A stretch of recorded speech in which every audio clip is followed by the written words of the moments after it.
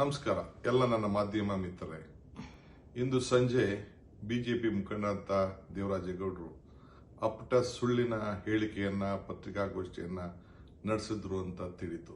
ನಾನು ಊರಿನಲ್ಲಿಲ್ಲ, ಇಲ್ಲಾಂದ್ರೆ ಎಲ್ಲ ಮಾಧ್ಯಮಗಳ ಹತ್ರ ಖಂಡಿತ ನಾನು ಮಾತಾಡ್ತಾ ಇದ್ದೆ. ಇವ್ರು ಏನು ಮಾತಾಡಿದ್ದಾರೆ, ಏನು ಆರೋಪ ಮಾಡಿದ್ದಾರೆ ಎಲ್ಲ ಸುಳ್ಳಿನ ಕಂತೆ.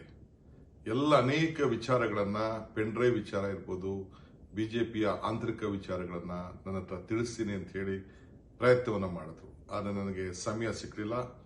ನಾನು ನಾಳೆ ಬರ್ತೇನೆ ಬೆಂಗಳೂರಿಗೆ. ಬಂದಾಗ ಅನೇಕ ವಿಚಾರಗಳನ್ನ ಏನೇನು ನನ್ನ ಹತ್ರ ಚರ್ಚೆ ಮಾಡಿದ್ದಾನೆ ಫೋನ್ನಲ್ಲಿ ಅಂತೇಳಿ ತಿಳಿಸ್ತೇನೆ. ಆದರೆ ನನಗೂ ಆತನಿಗೂ ಯಾವ ತರದ ಸಂಬಂಧನೂ ಇಲ್ಲ.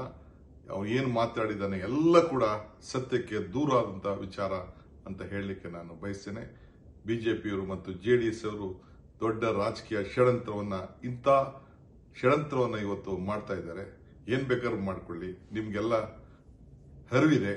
ಹಿಂದೆ ದೇವರಾಜೇಗೌಡ ಏನೇನು ಮಾಧ್ಯಮದ ಮುಂದೆ ಮಾತಾಡಿದ್ದ, ಏನೇನು ವಿಚಾರಗಳನ್ನ ತಿಳಿಸಿದ್ದ ಎಲ್ಲ ಕೂಡ ಎಲ್ಲ ಮಾಧ್ಯಮಗಳ ಮುಂದೆನೆ ಇದೆ. ಅದನ್ನ ನೀವು ಪ್ರಕಟಣೆ ಮಾಡಿ ಓದಿದ್ರೆ ತಿಳ್ಕೊಂಡ್ರೆ ಸಾಕು. ಇಷ್ಟು ಮಾತ್ರ ಹೇಳಲಿಕ್ಕೆ ನಾನು ಬಯಸ್ತೇನೆ.